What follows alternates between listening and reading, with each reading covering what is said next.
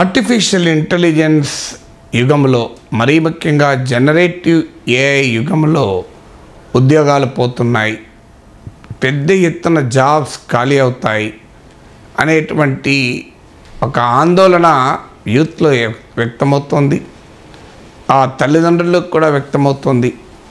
కానీ టెక్నాలజీ ఒక రకం ఉద్యోగాల్ని ఇర్రెలవెంట్ చేస్తుంది, రిడెండెంట్ చేస్తుంది. అదే సమయంలో మరో కొత్త రకం ఉద్యోగాలకు అవకాశాలు ఇస్తుంది. అందువల్ల ఎప్పుడు కూడా టెక్నాలజీ యొక్క ఆగమనం యొక్క లక్షణం అది. ఒకప్పుడు మనకు టెలిఫోన్ పెనట్రేషన్ లేకముందు, మొబైల్ ఫోన్ రాకముందు పబ్లిక్ టెలిఫోన్ బూత్లు ఉండేవి. చాలామందికి సెల్ఫ్ ఎంప్లాయ్మెంట్గా ఉండేది. రోడ్డు పక్కన ఫుట్పాత్ పైన చిన్న డబ్బా పెట్టుకొని ఓ ఫోన్ పెట్టుకునేవారు. సో ఫోన్తో పాటు ఫోన్ చేసుకొని ₹1 ఇచ్చి ఫోన్ చేసుకునేవాళ్ళం. ఇవాళ మొబైల్ ఫోన్లు వచ్చాక ఆ పబ్లిక్ టెలిఫోన్ బూత్లు మీనింగ్లెస్గా అయిపోయాయి. మరి వాళ్ళ ఎంప్లాయ్మెంట్ పోయింది. కానీ మొబైల్ ఫోన్ వచ్చాక ఎకానమీలో ఎంత మార్పు వచ్చింది, లైఫ్లో ఎంత మార్పు వచ్చింది, సొసైటీలో ఎంత మార్పు వచ్చింది కదనగలమా? సో అలాగే ఎనీ టెక్నాలజికల్ అడ్వాన్స్, కంప్యూటర్లు వచ్చినప్పుడు కూడా ఇదే రకమైన ఆందోళన. నేను అప్పుడు యూనివర్సిటీ స్టూడెంట్గా ఉన్నాను. మా ఆర్ట్స్ కాలేజీలో state bank of Hyderabad branch ఉంటుంది. దానిపైన పెద్ద ఆ బ్రాంచ్ ముందు బ్యాంక్ ఉద్యోగుల సంఘం కంప్యూటర్ల వ్యతిరేక పోరాటానికి పిలిపిస్తే యూనివర్సిటీ స్టూడెంట్ ఆర్గనైజేషన్స్ కూడా వాటికి మద్దతు పలుకుతూ ఆ బ్యాంక్ ముందు నిలబడి కంప్యూటర్స్ గో బ్యాక్ అంటూ నినాదాలు ఇచ్చారు. ఎందుకంటే కంప్యూటర్లు వస్తే మా ఉద్యోగాలు పోతాయని బ్యాంక్ ఉద్యోగుల బాధ, మా ఉద్యోగాలు రావని విద్యార్థుల బాధ. కానీ ఇవాళ వెనక్కి తిరిగి చూస్తే అవమానం వేస్తుంది. ఏంటి, ఒక విశ్వవిద్యాలయ స్థాయిలో చదివే విద్యార్థులు ఒక టెక్నాలజీ గురించి ఇంత రాంగ్ అసెస్మెంట్ ఎందుకు వేశారని. సో ఆ రోజుల్లో కూడా నేను క్వశ్చన్ చేసేవాడిని, అసలు టెక్నాలజీ మన జీవితాన్ని సులభతరం చేస్తుంటే ఎందుకు మనం వ్యతిరేకించాలి? అంటే మరి ఉద్యోగాలు అవసరం లేదా అని ఆర్గ్యుమెంట్ చేసేవారు. ఉద్యోగాలు అవసరం లేదా అంటే ఆటోలు మానేసి మనం టాంగాలలో తిరగాలి అని నేను అనేవాడిని. ఆటోలు వచ్చాక రిక్షా వాళ్ళ ఉద్యోగాలు పోయాయి, రిక్షా వాళ్ళ వచ్చాక టాంగా వాళ్ళ ఉద్యోగాలు పోయాయి. మరి మనం should we go back to the tonga వాళ్ళ అని ఆర్గ్యూ చేస్తే I was in a minority. Majority మాత్రం కంప్యూటర్లు ప్రమాదకరం అని వాదించేవారు. ఈరోజున్న పరిస్థితి చూస్తే మనం అది ఊహించలేము. అందువల్ల ఎనీ టెక్నాలజీ ఒక అద్భుతమైన పరిణామాలకు దారితీస్తుంది. ఆర్టిఫిషియల్ ఇంటెలిజెన్స్ కూడా అలాంటి టెక్నాలజీ ఎందుకు కాకూడదు? అందువల్ల తాజాగా ఇవాళ పత్రికలో చదివాను, TCS హైదరాబాద్ చీఫ్ రాజన్న ఒక మీటింగ్లో మాట్లాడుతూ 2026 నాటికి 10 lakh ఆర్టిఫిషియల్ ఇంటెలిజెన్స్ ఎక్స్పర్ట్స్, అంటే కృత్రిమ మేధలో పనిచేసే నిపుణుల అవసరం ఉంటుందని అంచనా. అంటే రాబోయే 2 ఏళ్లలో 10 లక్షల మందికి ఆర్టిఫిషియల్ ఇంటెలిజెన్స్ రంగంలో ఉద్యోగ అవకాశాలు వస్తాయి. అయితే ఇవన్నీ కూడా అన్ఎంప్లాయిడ్ యూత్కే వస్తాయా? రాకపోవచ్చు. ఎందుకంటే ఆర్టిఫిషియల్ ఇంటెలిజెన్స్ వల్ల డిస్ప్లేస్ అయ్యేటువంటి సాధారణ IT నిపుణులు అప్గ్రేడ్ అయిపోయి అప్స్కిల్ అయిపోయి ఈ AI జాబ్స్లోకి షిఫ్ట్ అయ్యే అవకాశం కూడా ఉంటుంది. But 10 lakh artificial intelligence experts create అవుతారు. సో అలాగే ఎందుకంటే మీకు 2028 నాటికి 2028 నాటికి global artificial intelligence industry market విలువ $4.2 బిలియన్ ఉంటుందని అంచనా. అంటే $4,200 కోట్ల ఉంటుంది అని అంచనా. అందుకే కంపెనీలు, దేశాలు, సమాజాలు భారీ ఎత్తున ఈ ఆర్టిఫిషియల్ ఇంటెలిజెన్స్లో పెట్టుబడులు పెడుతున్నాయి. చూడండి, మైక్రోసాఫ్ట్ లాంటి అత్యున్నత సంస్థ మీకు OpenAIలో పెట్టుబడి పెట్టింది. సో ఇలా ప్రపంచవ్యాప్తంగా బిగ్ కంపెనీస్ అన్నీ కూడా ఆర్టిఫిషియల్ ఇంటెలిజెన్స్ పైన బెట్ పెడుతున్నాయి.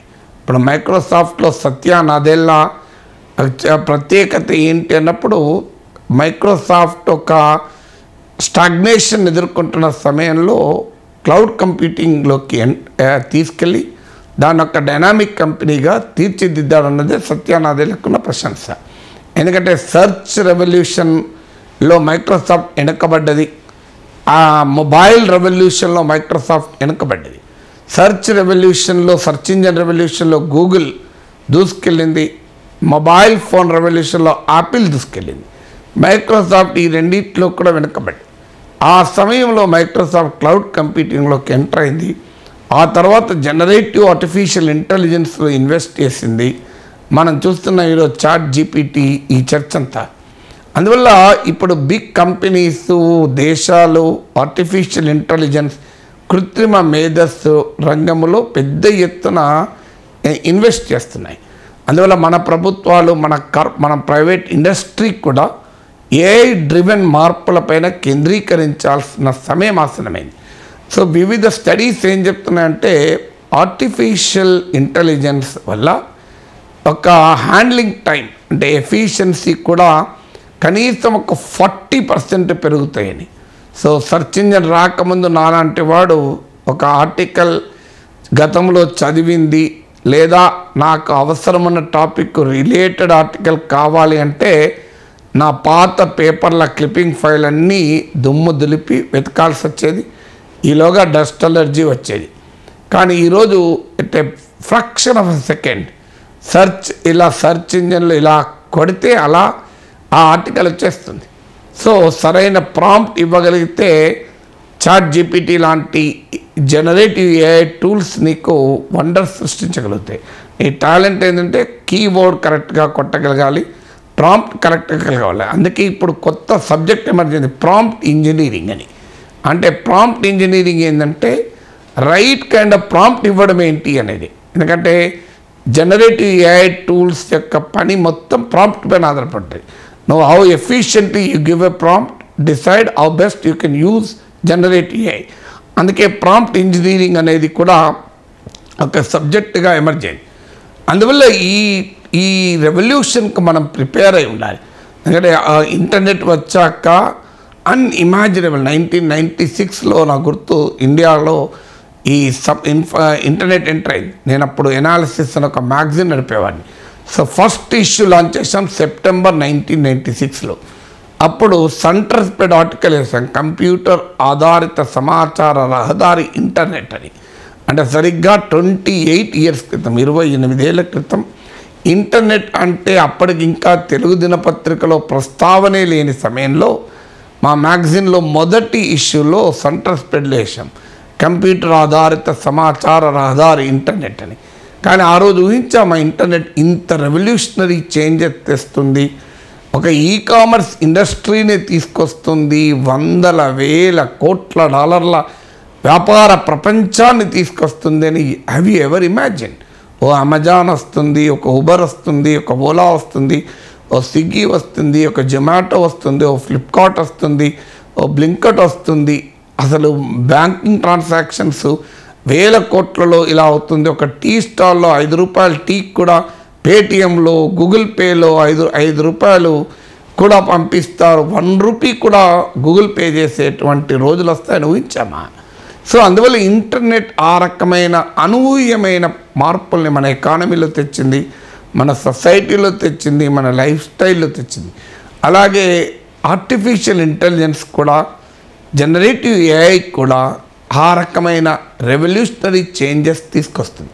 అయితే ఈ చేంజెస్కు తగ్గట్టుగా మనం ప్రిపేర్ కావాలి, సాంకేతిక నైపుణ్యాన్ని పెంచాలి, మన విద్యా వ్యవస్థను సమూలంగా మార్చాలి. ఇప్పుడు మన ఇంజనీరింగ్ ఎడ్యుకేషన్ ఇలా ఇంకా పాత నోట్స్ల ఆధారంగా కనుక నడిస్తే, సేదు అమీర్పేట్లో ఉన్న ప్రాజెక్ట్ వర్క్ల ఆధారంగా జిరాక్స్ సెంటర్లు ఉత్పత్తి అయ్యే ప్రాజెక్ట్ వర్క్ల ఆధారంగా ఇంకా క్లాస్ రూమ్లో గంటల కొద్ది ఉపన్యాసాలు ఇచ్చే టీచింగ్ లెర్నింగ్ మోడల్స్ కనుక ఉంటే మనం ఈ ఏఐ రెవల్యూషన్ అందుకోలేం. అందువల్ల ఆ రకమైన క్రియేటివ్ బ్రెయిన్స్ని తయారు చేసేటువంటి న్యూ జనరేషన్ను మనం రూపొందించగలగాలి. ఈ న్యూ టెక్నాలజికల్ టూల్స్తో ఆటలాడుకోగలిగే ఒక కొత్త తరాన్ని మన విశ్వవిద్యాలయాలు, మన సాంకేతిక విద్యా సంస్థలు సృష్టించగలగాలి.